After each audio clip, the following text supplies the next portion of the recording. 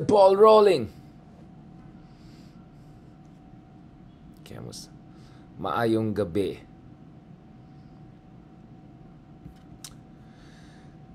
Good evening. Tagalog ba tayo or English? Good evening sa atin lahat sa mga kameta natin dyan. Kamusta naman kayo dyan? Ayan na. Ito talaga yung mukhang top 5 natin dyan sa parating na Senado. As if we thought we got the greatest Senate. Mukhang medyo yung mga top 5 natin po ay interesting in the coming years. Sa isang banda po, we have number 1, si Erwin Tulfo pa rin ang number 1 dun sa mga latest surveys. Number 2 naman si ano pangalan niya? Tito Soto. Ayan, baka magkamali tayo dyan. Number 3 naman dyan ang si of course kamusta kayo? Good morning. 20 years. Yan, si 20 years ay number 3. Medyo dikit ang laban for top 3. As if that's not interesting enough. Number 4 and 5 po ay si si Bong Revilla. And of course, Revilla me. Buyaka siya. Napaka-exciting talaga ang ating politika. But let me put it this way, guys. For everything that we can say about ano yung nakaka-depress sa ating bayan, ano yung nakakainis, ano yung mga nakakadismaya. By the way, wala akong sinasabi na dun sa top 5 na yun, may issue ako. Wala tayong issue dyan. We're getting a wonderful group of people in the next Senate. No question about it. Wala akong sinasabi. But let me put it this way. I always remain hopeful sa ating bayan because there's always a ray of hope. And sometimes hindi lang silver lining. A little bit more than a silver lining. At yun ang mga pag-usapan natin today, mga kameta. So, sa isang banda, nakikita natin na may some very, very, very good developments na meron tayo, guys. Kanina, shoutout kay mi amigo, my former colleague at GMA Network, si Atom Aurelio, and of course, my former colleague and of course, longtime friend, si Dean Lavinia. Congratulations, guys. Congratulations for this fantastic victory. Itong civil suit, hindi criminal suit, because obviously, ayan natin ng weaponization of law, cyber libel, mga ganun. So, sobrang galing yung ginawa nila. Ang ginawa nila is they framed the case in a way that confirms yung essence and substance and implication ng Supreme Court ruling against so-called red tagging. So, red tagging is officially illegal. I mean, this ruling is very important. And more importantly, or just as important, pinakita din natin na while we can be for decriminalization of libel, we are for accountability when it comes to libelous attacks. In this case, kudos kay Atom Aurelio, my good friend, and kudos to his legal team led by Tony, Dean Lavinia, for making sure na meron tayong hustisya. May this case against Lorraine Baduy and Celis, basta yung mga Team SMNI, among other things, may this serve as just the opening salvo in hopefully a long but fruitful saga para finally magkakaroon din tayo ng a measure of accountability at justice. And let me share you from a personal at a personal level. Not only am I happy for my good friend si Atom, not only am I happy for our good friends who were part of his legal team, not to mention, of course, family of Atom, because Atom even primarily did this for his mom, to protect his mom. Ako, natutuwa din ako because ngayon meron na tayong pag-asa, no? Meron tayong pag-asa na magkaroon talaga ng hustisya doon sa mga pinakawalang yang talaga mga vloggers, kumbaga, alam naman natin, mga bayaran, propagandist mga to, at itong mga walang yang tao na to na sa likod ng essentially itong enabling propaganda machine na nag-boost, na nag-legitimize, nag-apologize for, at nag-build ng suporta dun sa mga pinakamalaking kababalaghan na nangyari noong panahon ni Digong. In essence, ang ginawa po ng mga vloggers na yan, alam naman natin sino itong mga to, di ba? Kailangan ba natin pangalanan, di ba? Ang ginawa ng mga walang yung bayaran vloggers na yan, at mga propagandists na yan, ay hindi lang sinuporta yung actual EJ case, extrajudicial killings, at saka yung mga undemocratic, anti-democratic practices ng mga nakaraan ng administrasyon. Ang ginawa rin po nila ngayon, ang ginawa rin po nila throughout the years, actually hanggang ngayon, kahit wala na sila sa poder, kahit medyo palaos na yung mga amo nila, kahit yung iba dyan sa mga bayaran na yun, patay gutom pa rin, kahit napakadami mga amo nila, hindi ko alam saan nila ginagastos yung ano nila. Hindi ako nagsabi yan, binuking nung ibang vloggers, sila nagbubook yan. Wala akong sinasabi. At wala tayong, I'm all for supporting people and all, pero ibang usapan tong mga ito eh. The other thing is actually, etong mga walang yang to ay nag-engage sa no less than extrajudicial killing of reputation, of mental well-being, ng general sense of safety, no? Ng mga tao sa media, mga tao sa industriya, mga tao na lumalaban para sa demokrasya, mga miyembro ng civil society, and yes, even humble nobody folks like yours truly. Walang ginawa itong mga walang yat na to, kundi mag-EJK. If not EJK, literally supporting EJK of tatay, ini-EJK po nila ang reputasyon, ini-EJK po nila ang integridad, ini-EJK po nila ang pangalan ng mga bayani, mga journalists, hindi yung hindi yung SMN. Actually, yung SMNI pala nagpa-follow sa akin. Nakita ko ning isang araw. Parang, you're followed by my new follower. They're like, wait, what? SMNI is following me. Like, why would SMNI follow my page? I mean, I don't know. Maybe because we're the greatest. Yan, okay. No, guys. This is big. And God willing, may this be the beginning. All right? May this be the beginning of, more accountability measures. Again, personally, against ako sa criminalization of cyber libel. Ayoko lalong-lalo na pag mga politiko or yung mga malapit sa mga nasa poder or yung mga medyo nasa poder na ang weaponize ang cyber libel. Meron, 'di ba, meron yung latest, sining kamukha ni Sanderford. Parang basta yung Sanderford ng itsura, yung parang tumatakbong mayor doon sa Manila. Basta ganun, di ba? Parang may nag-ano lang doon sa marathon hanash nila. Cyber libel ka agad. Di ba? Anong klaseng sistema yan? Talagang winamweaponize tong sistema na to, di ba? So, ngayon, ba't yung mga Sanderford, mga mukhang Sanderford ginagaya? Hindi si Sanderford mismo. Yung mga mukhang Sanderford ginagaya na rin itong weaponization na itong legacy ng Duterte administration. Now, let me also discuss another thing shortly today. We'll go through all of this, but I think these are very important things for us to discuss ngayong gabi. The other thing also, of course, in mind is, ano ba talaga mangyayari dito kay Sara Duterte? Because, you see, meron tayong mga adhikain, meron tayong mga gustong mangyayari sa ating bayan. At the same time, guys, kailangan natin maging objective. At ako, nakita niyo naman, in this week, we had 3 different individuals to discuss the impeachment case. One was Congressman Percy, who discussed bakit niya sinuportahan itong complaint, bakit niya na-sponsor itong impeachment complaint. We had Senator Trillanes also on this show just the other day explaining bakit kailangan itong impeachment complaint niyan, bakit may pag-asa ito.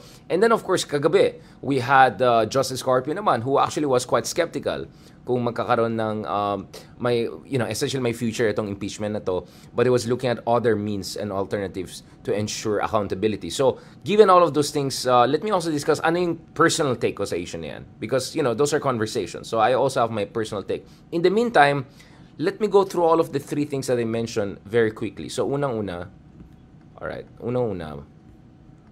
ayan, okay. Unang-una, dito tayo. Okay, dito, mag-shoutout naman tayo dyan. Shoutout naman tayo dyan sa ating kaibigan, Attorney Dino De Leon. I'm sure some of you were able to catch my interview with Dino earlier this year. Pinag-usapan natin, among many things, no? Yung paglaya ni Senator De Lima, yung mga kailangan ng ating bayan, ang Pink Movement. Of course, si Attorney De Leon ay isa sa mga pinakamalaking supporters ng Pink Movement, isa sa mga prominent members ng legal team ni Senator De Lima. Of course, he used to be my rival during our days in Debate Society. So thank you, shout out dyan sa Lasal Debate Society for allowing UPian to join you. Although talagang kalaban namin sa totoo lang sila Leloy sa Ateneo, but mahabang usapan. But I love it, like yung mga karabal natin back in the day, they're all very, very good friends and beshies. Beshing-beshi si Leloy Claudio, at of course, kapsat na kapsat naman nagitoy nga De Leon, Dino De Leon, Attorney De Leon, the best. Shout out, brother, and congratulations for ang ganda guys, sobrang ganda. The best talaga yung wedding. Actually, ang bait-bait talaga ito si Attorney De Leon.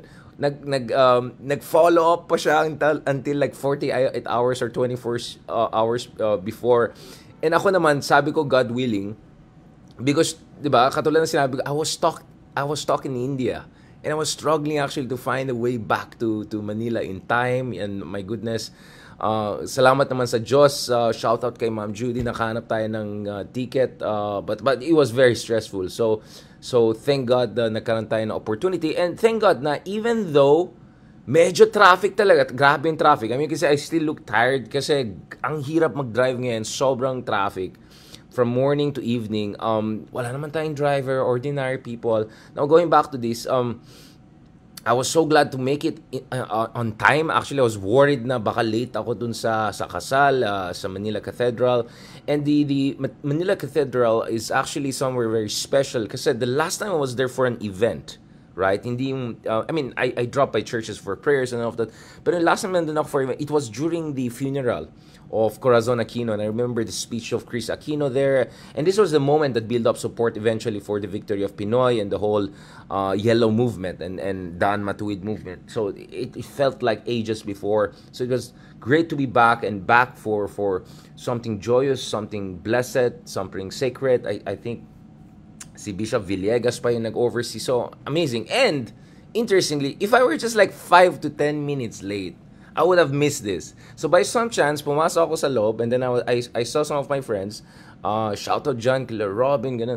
And then sabi ko, saan si Dino? Di ba, magpakita ako kay Dino, baka mamaya, akala niya, hindi na ako nag-drop by. So I went to that room na nakahintay yung mga special guests, VIP, mga ganun.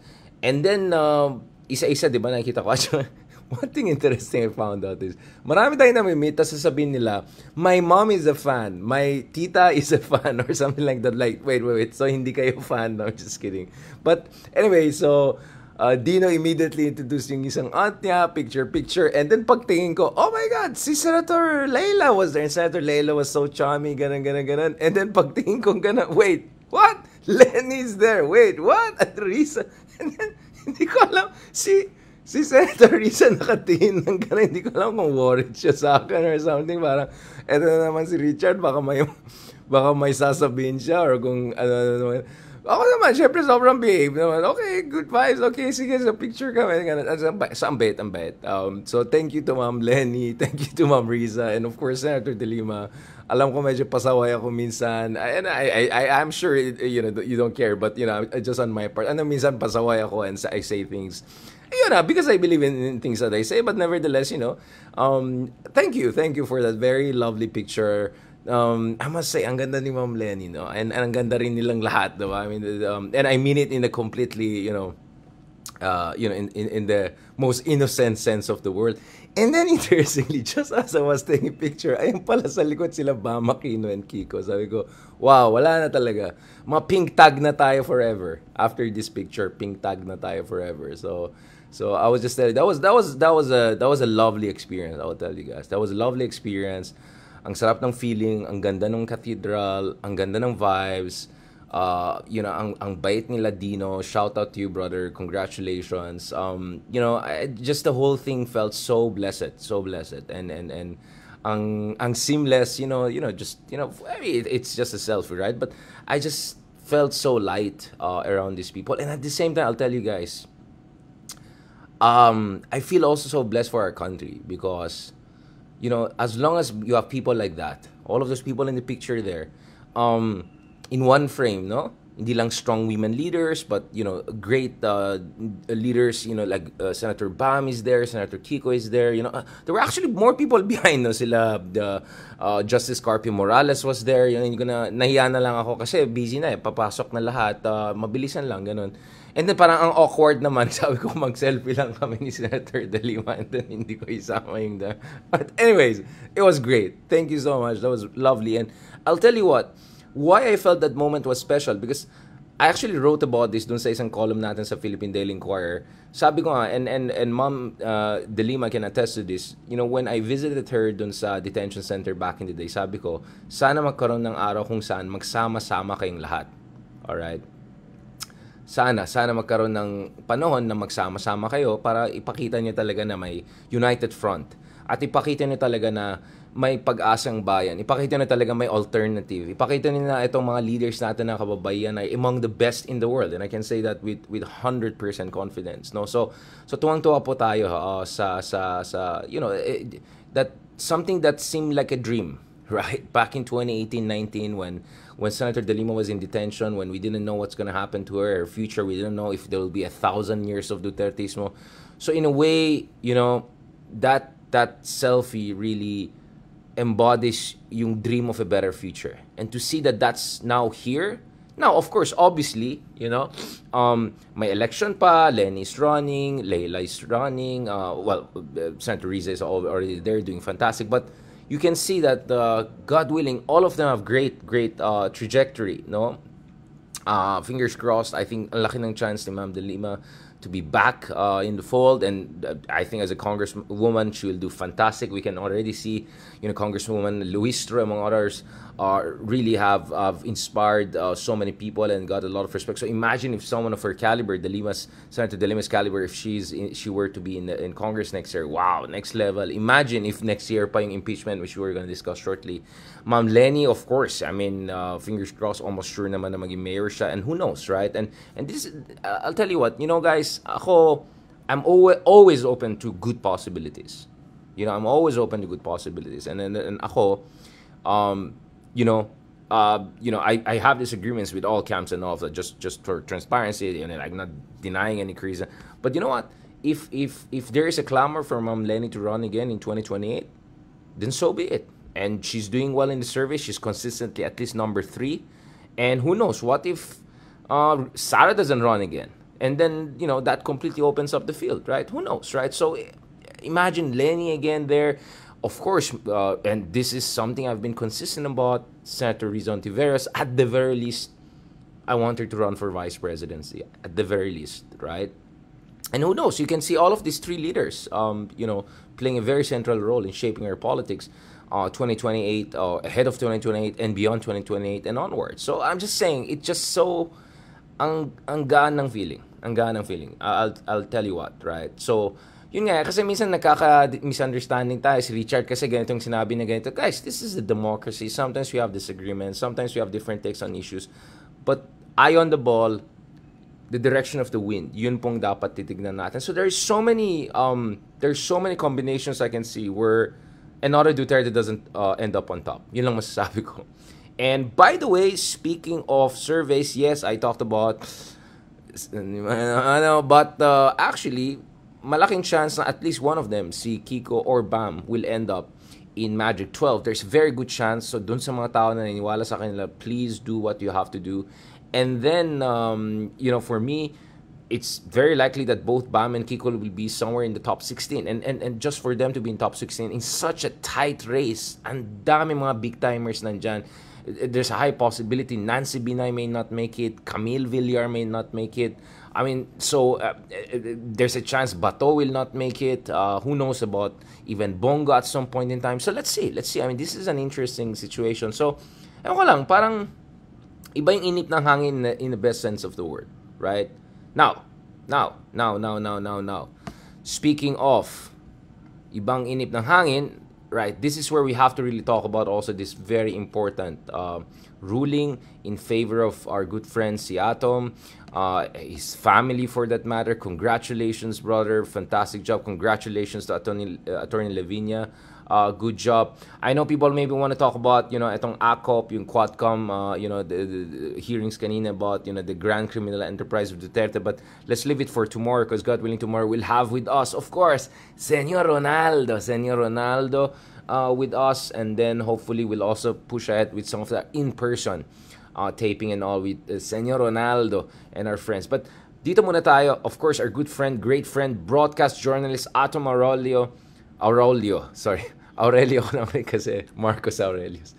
Atom Aurelio, nanalo po siya sa civil suit laban kay former anti-insurgency NTF LCAC oh my god, sorry, NTF oh my god, I'm sorry. Anti-insurgency task force spokesperson Lorraine Badoy and confessed self-proclaimed ex-communist rebel Jeffrey Celis. Ito yung dalawang na detain doon sa Senate. Ito ba itong mga to? Ito ba itong mga sinabi ni Harry Roque, where in the world is Harry Roque? Ito ba yan? Anyway, so, what? Totally, ek ang sasabihin ko, iba yung lumabas. NTF, LCAC, ek. Oh my, sorry guys. Balik na tayo dito. In 20 years of my journalism, buti nga wala tayo sa TV. Wala. I'm sorry guys. Okay, I'm sorry. I think it's the ex-human rights part and then all that. Anyway, seryoso tayo. 20 years of journalism, never nangyari ito. Anyway, NTF, LCAC, ek, whatever na yan. Okay. You know what I mean. What I mean is like dodgy. Alright? The whole thing was a dodgy, nonsensical witch hunt under Digong. Right? Anyway. Buti hindi Justice Carp yung kasama ko. Si Ronald yan. Sabi mo, ulit Richard? Ulitin mo yung sinabi. Ulit yung NTF? Pag si Ronald yan, I'm sure ipupush pa niya. Ano sabi mo ulit? Ito, balik na tayo. Okay. Ito. So, ito yung ruling by Quezon City Regional Trial Court, Branch 306. Ang presiding judge po ay si Dolly Rose Bolante Prado. 27 pages po yung kanyang order, which was released a while ago. Yeah, bakit nagiging Ben na tayo? So ito, according dito sa 27-page order na yan, red tagging is by itself a manifestation of bad faith. Kaya nga NTF, LCAC, ek. By engaging in red tagging, the defendants acted grossly and recklessly without regard for truth. Ayan, grossly and recklessly. Let me also say grossly. Gross talaga. Kadiri talaga yung mga fake news peddler. Kadiri. At ito guys ang sweetener. Okay? The court ordered, huwag kayong makulit. Guys, focus muna kayo. Ay, hindi na ako magla-live. Alam mo kung sutil kayo na ngayon, hindi na ako magla-live. Recorded lang ipapasa ko dito. Kaya nga tayo nagla-live para masaya, tapos kayo naman talaga, sul-sul pa kayo. Papamak niyo ako. Hoy! Kakasuhan ako ng NTF, LCAC, ek. Ayun naman yan, ha. Andiyan pa ba yan? Hoy, kaibigan natin yung national security, ha. Basta whatever, ek na yan. Anyway, balikan natin ito. Okay, makulit. Mamaya. Sabi, di na talaga ako magla-live kung ganyan kayo. Ngayon lang ako hindi naman, nabulol naman. Hindi naman nadulas. Bulol yan. Nabulol lang pa tayo. Ito. Ito mahalaga, guys.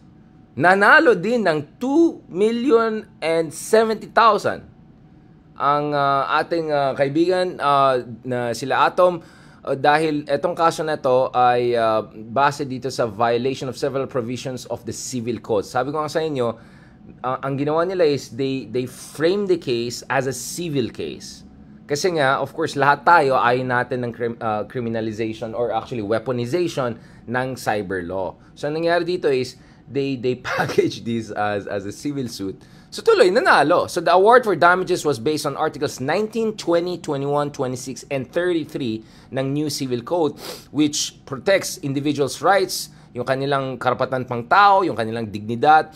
And of course, if someone willfully engages in any action or speech that leads to serious damage or injury dun sa person's reputation, peace of mind, and personal relations, yon dapat may pananagutan. Ang sinabi naman ng ating kaibigan, meron siyang text sa akin kanina, meron message sa akin si Atom. Shout out again sa'yo, bro. Sabi ni Atom, I am doing this for the safety and well-being of my family, but I also hope it contributes in a modest way to protecting press freedom in general. Yan, talagang mabuhay ka pare, mabuhay ka. Of course, ang nangyari kasi dito is yung mom niya, si Ma'am Carol, who is the chairwoman emeritus ng bagong alyansang Makabayan. She was the subject of red tagging spree. Ito by etong dalawang taga NTF LCAC na yan. Tsaka yung may show sila dun sa, alam niya na yung media channel na yan. So itong mga bayani na yan. Ang ginawa na to mga fake news peddlers na to, sinabi na yung mom ni Atom was as a spawn of an active CPP Central Committee leader. Tapos nag-fake news pa sila na orchestrator po siya ng attacks against the government. Meron pa silang mga kunyaring documentaries, content, ganun na aligned daw with propaganda of CPP and so talagang di ba? Ay nako. So malaking implication yan kasi sabi ko sa isang banda na reaffirm talaga itong red tagging talaga as something really criminal or something that is against the law, no? So the court said engaging red tagging is a deliberate act to discredit and inflict harm on the broadcaster. Quote, ito yung sinabi ng korte, their remarks were aimed at damaging the plaintiff's reputation and credibility both as a person and as a journalist by associating him with the CPP, NPA, NDF without proof. Moreover, ang sinabi ng korte, these labels and remarks went beyond mere editorial opinion or fair commentary and worse, incited backlash, threats, and public hatred towards the plaintiff. Ito yung sinasabi ko, ito mga walang yang mga trolls, mga fake news peddlers, mga na yan. Ang ginagawa kasi nila guys is gumagawa sila ng kwento, fake news, tapos hindi lang nila gustong sirain yung reputasyon mo, gusto ka nila ipahamak. Alright? Gusto ka nila ipahamak di ba? Lalong dati nakakatakot, di ba? Kung kunyari na red tag ka or na drug narco tag ka, you could actually face threats to your life. You could actually face threats to your life. So yun ang sinasabi ko na gaano ka nakakatakot yung nangyari dito, di ba? So talagang dapat there is accountability on this issue, no? So regarding defamation, no?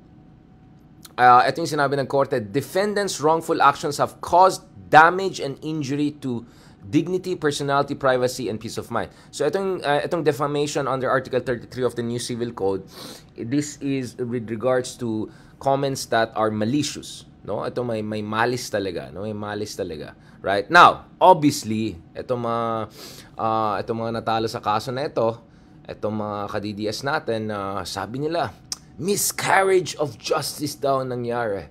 Biktima na naman sila ng witch hunt.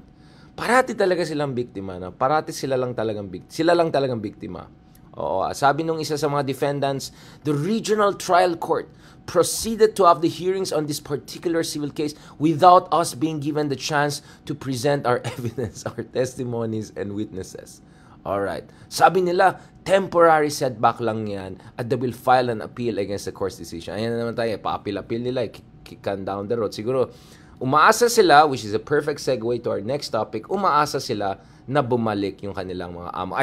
Bumalik yung mga kanilang kaibigan, yung mga kanilang So, which brings us to the issue of Sarah All. Opo, tama kayo. Pagod ako mahabang araw, nag-driving, nag-work, ganyan. So, meron naman akong, Anyway, balikan natin ito. Now, let me end on this note. How should I put it? Wait lang.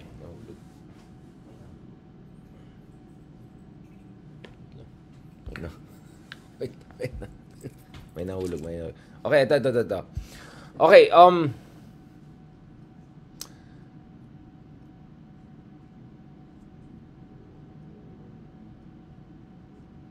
Okay. Ha.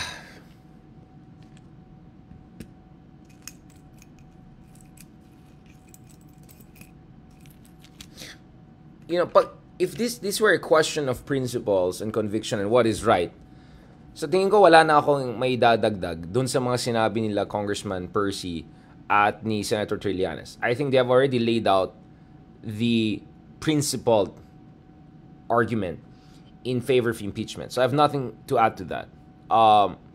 And even yung mga guests natin na more skeptical, like Justice Carpio, did not question yung principled premise ng itong impeachment na yan, no? Now, again, you're free to check them in terms of yung timing, opportunities, whatever. But, I'll tell you what, naintindihan ko kung may mga iba tayong mga kababayan or mga kaibigan na nawala ng pag-asa dito sa issue na yan. Dahil sa kanila, malabong umasa talaga sa ating mga politiko.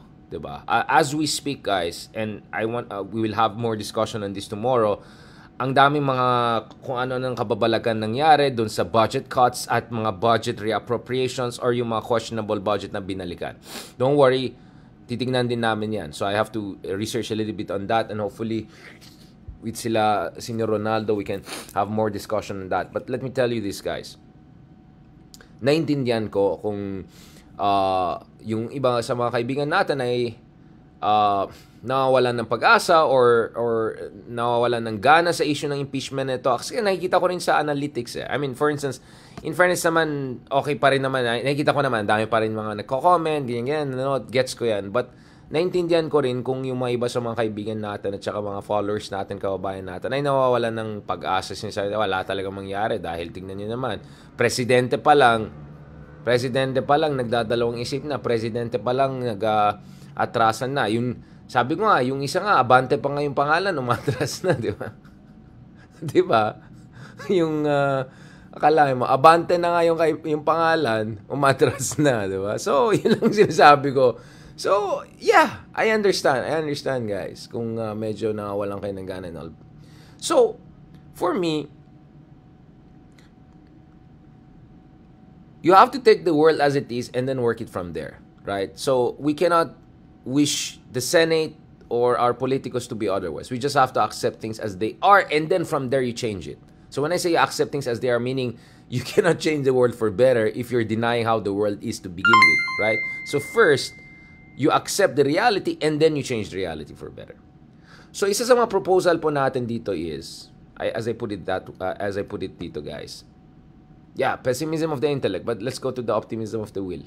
But actually, even from the pessimism of the intellect, although hindi yun ang exact quote kay Gramsci, but anyway, ako, meron pa rin paraan to work around itong problema sa Senado which is, ang dami dyan ay sigurista or takot, di ba? One is, di ba, yung sa excuse na madidistract sila, divisive, blah, blah, blah, actually, there's a way to structure the Senate hearings, and lumabas ito sa discussion natin with Senator Trillanes, who in the past had a direct experience of being part of this kinds of proceedings. Pwede ka naman magkaroon ng separate session, talaga i-allocate time mo doon sa, if ever umakyat to, meaning there's 106 votes, pag umakyat to sa Senate, you can actually dedicate a specific time doon sa senator judges, para magkaroon ng proper trial and examination of the evidence. Again, what we're saying here is that examine at the very least evidence. Kung wala talagang basehan, then it is what it is, di ba? Kung yung mga ka-DDS natin na kaibigan ay sa kanilang pananaw ay napakagaling ng leader nila, walang problema, then okay, so be it. So actually, yung argument na madidistract ang Senado, well, it depends actually. Madidistract lang yun if they're not good in dividing time and all, and at the same time if they are not hardworking enough, right? Kasi kung hardworking enough mo, kaya mo mag-multitask. I can tell you from my own little, from my own like 5, 6, 7, 10 different engagements, kaya yan. Kung masipag ka talaga, ang dami mong pwedeng gawin. Alright? Kung masipag ka, marami kang kayang gawin. Alright? Kung tamad ka, kahit isang trabaho, di mo magawa. But anyway, but the more important one is, yun ang suggestion ko, secret ballot. Secret ballot, including dun sa procedural decisions. Ano yung mga rules, ano yung mga timing, ano yung structure, ano yung sequencing, lahat yan, pwede naman magkakaroon ng anonymity or confidentiality, right? Confidential fund nga na, di confidential. Para walang takot, 'di ba? Kasi syempre yung ibang senador baka natatakot na ma-call out sila or magkakaroon na, di gawin mong secret ballot. And again, my example, I got this idea from US, for instance, right? Na yung sa Senate ng US, because ayaw nila mabuli sila ni Trump, they actually conduct secret ballot-based voting to elect the Senate majority or minority leader of the Republican Party. So in that way, parati nilang sinisigurado na yung leader ng mga Republican senators ay hindi necessarily tuta ni Trump. Just to put it nicely there, right? And we can look at many other examples when secret ballot has been used to create a certain degree of sense of safety and cushion from, let's just call it for what it is, demagogic or populist harassment or whatnot, right? And then there's also a third level proposal to this, which is the idea that, okay, maybe pwede mo iwan yung final voting to right after the elections, right? So you go through the trial throughout January, February, March, April, pero wala mo nang botohan, you can do it right after the elections, etc. Or do it completely secretly. I mean, in short, my point is there's so many ways to do this. Of course, there's another option, which is hintayin mo entirely a new Senate to come in, but I don't know. Unless you have Bam and Kiko winning, unless you have, more than, I don't know, 6 or 7 members of the admin slate winning, you have 9 there, hindi mo masisigurado yan eh. Now, you can imagine, Bato baka matalo, but Bongo mukhang malaki pa rin ang chance eh. And then you can also imagine, baka isa na lang Villar matira. Kasi yung mami paalis na, yung ano naman, yung si mami, si daddy, yung isa naman, medyo malabo, tingnan natin what will happen. So roughly, if you look at it, hindi siya sigurado na after the elections, the composition will be the right composition to have a proper assessment of the evidence. So, but there's a way, again, all I'm saying is, ang daming pwedeng mangyari in terms of sequencing and secret balloting, and also creating separate sessions to push back against all of these arguments. It's destructive, it's divisive. Siyempre, takot lang yung iba dyan naman ng mga solid South, diba? So, I'm just saying there are ways to work around it. But the last point I want to add on this, guys, is this. It is also conceivable, and I've already raised this dun sa dalawang interviews natin, at least, if not 3 interviews. It is also conceivable that because of political calculus, or actually electoral calculus, na ibang senators or senatoriables or newly elected senators next year, there'll never be enough votes. 16 votes, right? But if the impeachment process is transparent enough para makita talaga tao ng ebidensya at yung mga argumento at saka yung mga basihan, maybe that will create the legitimacy cloud or the legitimacy wave to make a separate criminal case actually stand the pressure of public opinion or the scrutiny of public opinion. If not, even legitimize or create support, should separately a court find, or DOJ, for instance, find the vice president culpable of serious violations of the Constitution, so much so that she may even be disqualified from running for office again, ever, right? So tignan natin, guys, yung mga bagay-bagay niyan. At the end of the day, right? Naintindihan ko yung sinasabi ng ibang opposition na wag na yung impeachment yan, divisive lang yan, or wala namang pag-aasa yan, or maging mukhang biktima si Sara. But at the end of the day, even if the impeachment doesn't succeed, if it creates some sort of popular base for a proper court hearing and judgment, then that in itself should be a good thing, right? And even if at the end of the day, nothing happens, right? Meaning Sara survives an impeachment. Sara doesn't get any court, any conviction. Or if she gets a conviction, she can appeal it and kick the can down the road. It is also possible that the whole experience, so yung sinasabi ni Nietzsche, di ba? What doesn't kill you makes you stronger.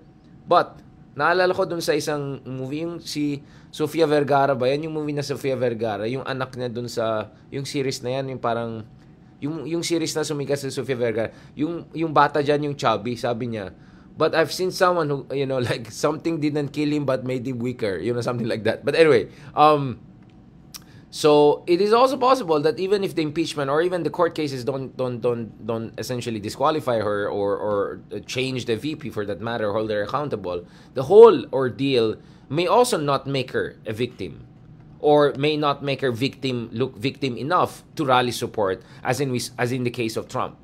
And if anything, baka that will create and pave the way for alternatives. As of now, of course, Raffy Tulfo is the favorite, in fact, prohibitive favorite to be the front runner, especially if Sara is no longer in the race. But that could also open the space for others, including Lenny, Riza, or who knows who can pop up. Baka si Ronald Llamas in the coming years or so. All right. So what I'm saying here is, even if the impeachment may not work, right? If talaga naniwala kayo sa accountability, if talaga bibigyan ng sapat ng panahon na ma-examine itong ebidensya na yan, it may still create a space, right, for a better kind of leadership come 2028 and beyond, if not earlier. Alright? On that note, thank you very much. Maraming salamat sa lahat ng ating mga kaibigan. Please, wag na ulitin yung part na nabulol tayo ng konti. Mahabang araw, marami tayong kailangan gawin, and actually habol tayo sa mga Modern Family. Yes, I want to actually say modern. Di ba yung may chubby na yung sambo, makulit yung batang yun. So, nga no, hindi pala tama si Nietzsche. Alright. Anyway, thank you so much again for your support. Maraming salamat, and talk to you soon. God willing, we'll be joined by Senor Ronaldo. Senor Ronaldo, a lot of updates, and then of course, hopefully soon we'll talk about other things. Umayos kayo dyan. Alright, thank you very much. God bless, and talk to you soon.